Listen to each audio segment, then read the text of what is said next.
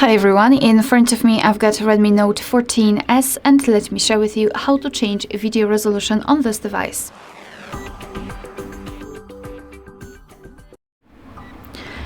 So let's start with opening the camera app. Currently we are in the standard photo mode, so let's switch to the video one. Just tap on the video, and if you can see the red color inside the shutter button, it means that for sure you're on the video mode. So now we can take a look at this option bar at the top, and here we've got the option connected with the resolution, so we can tap on it to change it to 720p and 1080p again. So we've got only two different options.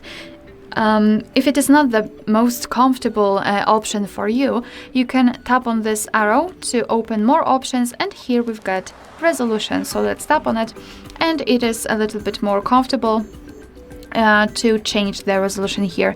So just tap on the option which you'd like to apply. Of course, it is visible here, which means that from now on your device will use the chosen resolution whilst recording a video.